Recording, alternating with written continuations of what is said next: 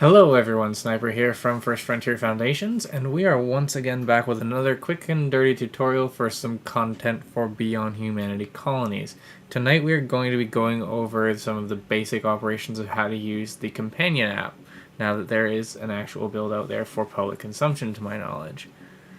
So without further ado, we're going to go ahead and jump over to our capture on the device, and we'll go first of all through how to get the app connected to the Arc. So first thing we're going to do is we're going to take the Arc module, make sure that it's loaded with nice new batteries, and then we're going to flick the switch on the Arc towards the exterior of the chassis.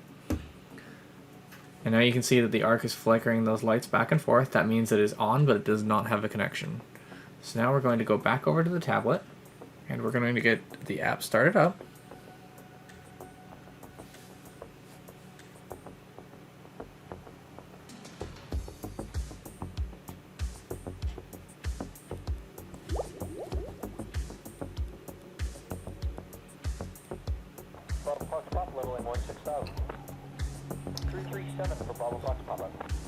Of course, we're going to assume that the Bluetooth connection is already on the tablet, and then we're just going to go to connect Arc. Immediately the pop-up will find the nearest Arc. It will download all the information required off of the Arc, including fleet data, save game data, and any Exogen tokens once enabled, I believe. That might be stored in the tablet, however, so I will defer to the experts at THM about that one. More importantly, any time that there is a firmware update, the app will now immediately prompt you to do it once that has begun. The firmware is packaged with the app updates, so if you don't update the app, you will not get the firmware, to my knowledge. So first thing we're going to go through is go into the settings. We'll just go over what these all do quickly. So as you can hear, there's music in the background. The sound effects are supposed to be off, but they clearly are not. The ambient sounds as well are on, which is just going to be like the background, like that radio chatter you were hearing. And analytics is a, I believe, statistical collection for the app. You can also select your language, report bugs, and view detailed logs. Which, of course, for most people, not going to be something that they can actually read. But as you can see now, if I transition back to the camera, the Arc is now holding a solid value on the lights, which means it is connected. Also, anytime that you see the firmware version in the top right, that means the Arc is connected. So the three main options you can see as well are the ones that are lit up, which are continue game. So any game state that you have that is saved, you can continue. It will immediately ask you to connect any modules. We'll go through that in a minute. We also have the new scenarios option, and then the new offline game. We'll start with new offline game, and we'll start with a semi-co-op. Before I get started with that, I'm just going to go over the components I have. I have taken out a small selection of the components, which is basically everything that interfaces with the Arc itself, and therefore with the app. I have taken a module out. This is the nuclear reactor. I've grabbed a corridor so that we can connect that. I've grabbed 2 player tokens, the ambassador token, the governor token, and a decree card. Directives and decrees both work the same way, except for that there is no vote process on a directive. So we're going to go with a semi-co-op game.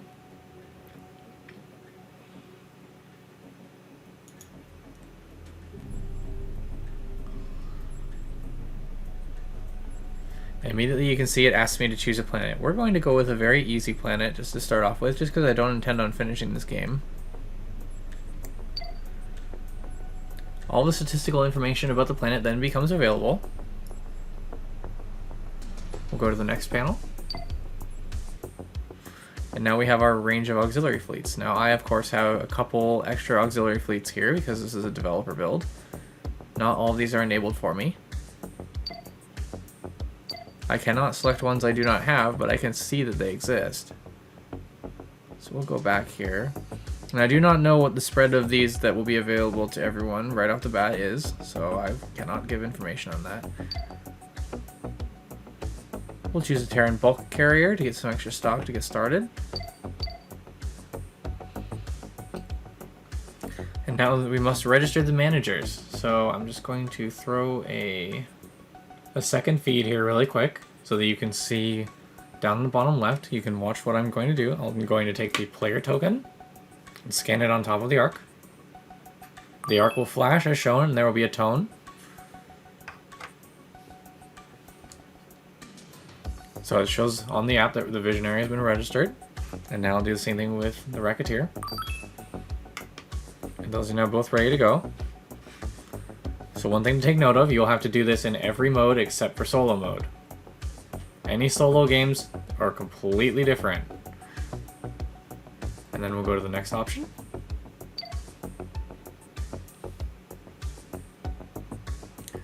The planet will begin to load.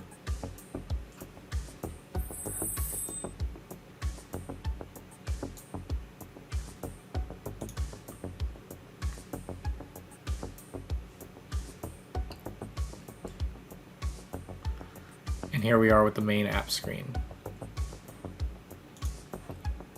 I'm just going to disable that camera rather quickly. Go back to that. So as you can see here, we have 5 tabs. We'll start with the first tab. This is your colony status. There are 3 statuses that you need to keep in mind: the happiness status, the security status, and the technical status. The way I break this down for new players is basically this simple. Happiness refers to how likely people are to kill themselves. Security status refers to how likely they are to kill each other. And finally, technical status is how likely is the colony to kill them. This sounds a little grim, but that is probably the easiest way to impart those differences onto people that are fresh to the game. As you can see, there are 3 bubbles on the left side and 1 on the right side.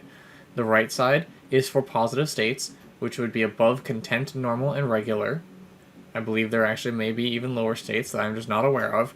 However, the opposite bubbles will be yellow, orange, and red for varying negative states. Negative events, including catastrophes, are more likely to take place when these values reach lower thresholds. Moving to the next tab, this is our resource tracking.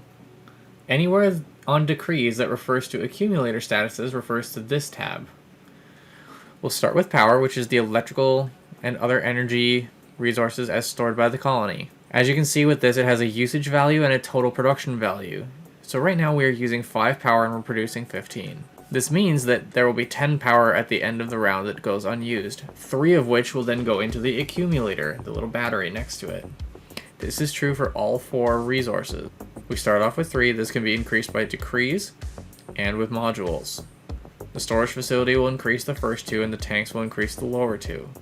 Additionally, you'll probably come across several decrees which indicate that they will reduce the capacity of the accumulators. The accumulators cannot be reduced below 0, however they can be reduced to 0, which of course is a problem because then that would mean that any time that you have negative usage or over usage, which is where for example on power the first number would be above 15, that would mean then that you would be having a negative production, or you're using more than you can produce, which if you have no accumulator reserve, will start to burn your stock instead. This is very bad. This is a very dangerous situation to find yourself in. One quick note as well is that the status gauges all show green. However, if they are showing red and moving towards the opposite direction, that is how you identify a negative production at a glance. However, one thing to take note of as well is that these gauges do not necessarily indicate by how much they are overproducing or underproducing. For example, I previously had a nuclear plant that was producing 68 power by over 15, and I believe because it had gone 4 laps or something like that, it was showing a very small amount of overproduction despite the fact that it was actually an extraordinarily large amount of overproduction. I'm sure this potentially could get fixed in a later edition of the app, or maybe it is intentional. I'm just not sure at this time. Now we're going to go over to the next tab.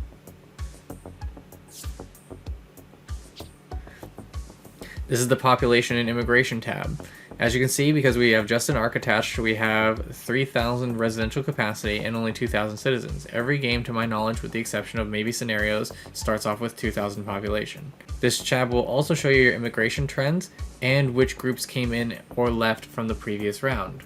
One thing to take note of is that this tab does not technically display overcrowding. You can obviously do the math, however the actual overcrowding symbol is on the next one. the game does not register an overcrowding situation on the round it occurs. It registers it the round after. There are 5 types of population, as you can see, which are colonists, security forces, scientists, marines, and prisoners, and shown with their colors on the right, which would be white, blue, yellow, green, and red. Going over to the 4th tab, we have our special states display. The colony is currently not overcrowded, and it shows the abundance of beds that we have. There's no riots, which we can check back to the colony status tab, and if there was a riot, that would give us a good indication of what is causing it. And we do have an active Terran dependence because we started with a bulk carrier fleet, which gave us an additional 35 stock. Normally the game would start with 0 dependences. We started with 1 because we started with more stock. And finally we'll go to the stock tab. This is the whole economy tab of the game. So, as you can see, we have a module income of 0, we have taxes income of 0, construction cost of 0, import cost of 0, and no other costs. The building queue is also currently empty, and the stock consumption rate at the bottom right is shown as 0. This will never show 0 again, to my knowledge. Additionally, the last round's total costs will also always be shown on the right. And that is everything for the basic tabs. So now we're going to go ahead and run through a couple actions. So I'm just going to put that extra feed back up.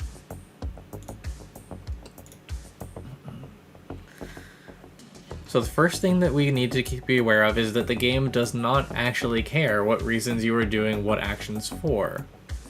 So, what this means is that the game does in fact, seemingly at least, not know if you do something by accident. The game does not keep a score of who has done how many actions or what sequence they've done them in.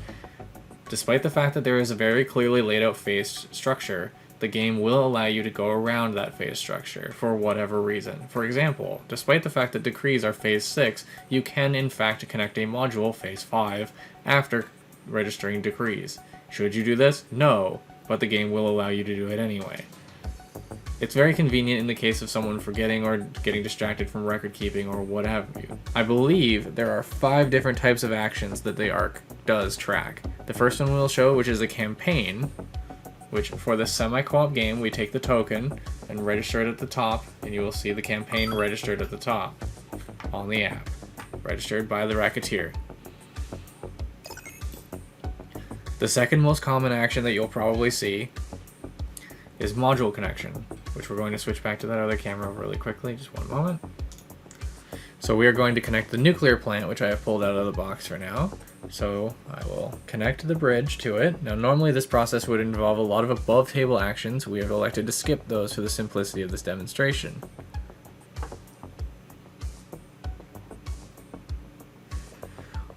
I'm just going to get those pins lined up. And now as you can see, if I transition back, it is asking me to register the identity of who I've connected or who has connected this module. So I will allow the visionary to take that.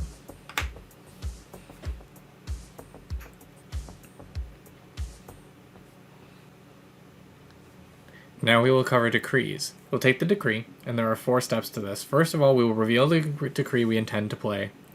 In a solo game, this step is unnecessary because there's only one person, but you are supposed to deliberate decrees before putting them in play. Once you have elected to put it in play, you'll pay the cost as shown in the bottom right corner, and then, one by one, you'll take the cards, hold at an angle like so, place your index finger against the back cap of the arc, place down, and then immediately lower the card to a flat. This will allow the card to register, and then you take your manager token, and also scan it on the top of the arc. This decree has now been registered.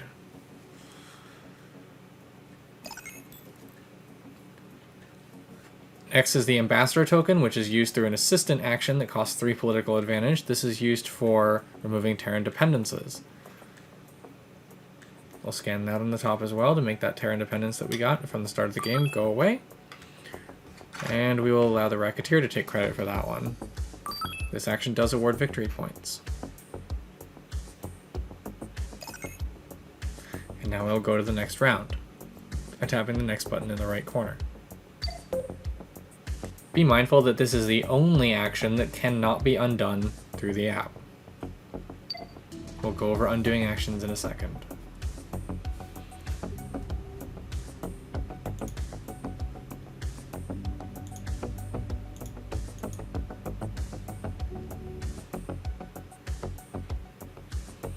So as you can see, the ambassador was registered, and it shows the message here.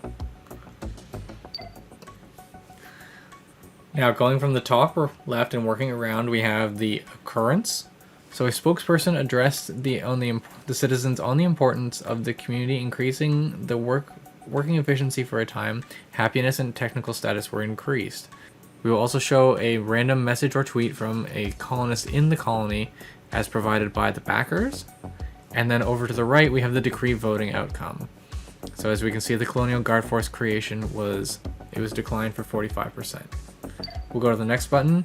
As we can see, we had an immigration of 250 colonists in the top left and no other immigration. Our nuclear plant is at approximately 20%. In the economy summary, we had 9 module costs, 2 income from taxes, and 5 construction costs. We'll go to the next tab.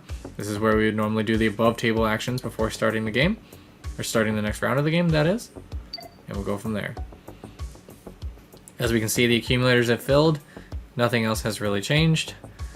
So now we will show the final action, which you can use the NFC for. We'll do a campaign.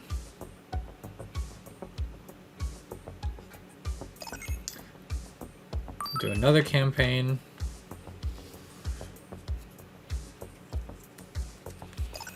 And we will register the decree again.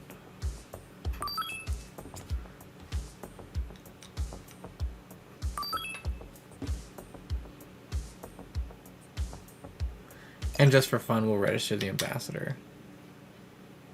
Which it does not allow me to do because there's no active Terran dependence. So now we'll take the governor token, which is the only gray token that comes in the box, and we'll place it on top of the arc.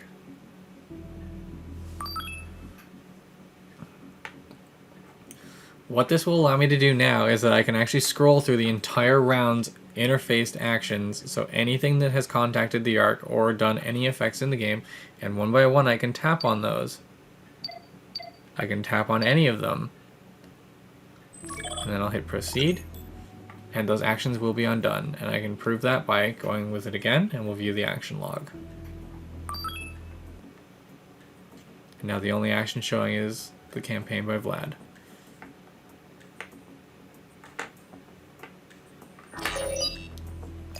It's also useful to know that you can in fact verify the actions that have taken place just by swiping this and then pressing cancel. We're going to go back to the menu now. I'm going to shut off the auxiliary camera. And now just to prove the point as well, we'll go to the continue game screen. It tells us the game type, the round info, who was involved, the players, and what the locally saved actions were. So as you can see, even though we exited mid-round, it knows that I did a campaign. We can then press proceed. It is always a good idea to make sure that modules are disconnected before getting started with this. So I've just done that.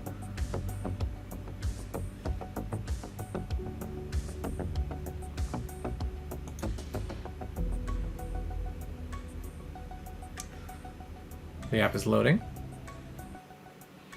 And as we can see, it says now that there is a modules from the save. Connect them and continue. So what we'll do is we will reconnect our nuclear plant.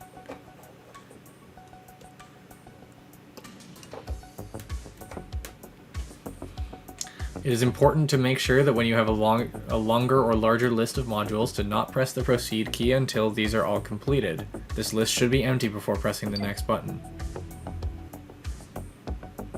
This will give you a reminder of all the things that took place before the start of the round so that you can continue on as if you had just picked it back up without skipping a beat. And now we're back to where we were before. The save feature is quite robust. It doesn't seem to struggle too much. Finally, we'll go into the scenarios menu, and as you can see, there is scenario co-op and there is scenario sold. I do believe the list of scenarios is available completely the same, as the gold cards would also work the same way.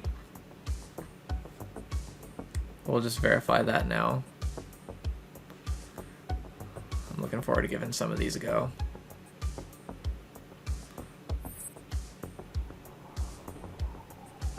And I'll go into new scenarios again. Go scenario solo, just because I don't know if these actually have assigned difficulties or details to them. So we'll load one up right now.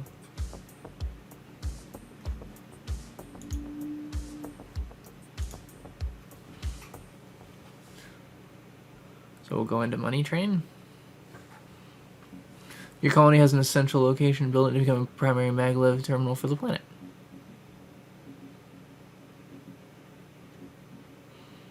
And here it will show the special modifier states. So for example, we start with 50 stock and a large variety of population. All the following modules must be constructed, and if 20 rounds pass without meeting the conditions, we will not complete or will not succeed. And without further ado, it says to connect these modules. And once that's done, we would be able to start. But we're not going to do that because that would be a little bit too large for fitting on my desk.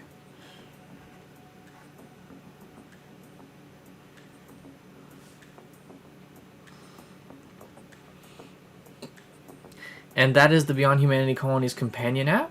I'm going to get out of here and let you guys get on with your nights. If you have any questions, feel free to leave them in the comments, or by all means, hit up the Discord in the description. Thank you very much, and good luck out there, managers.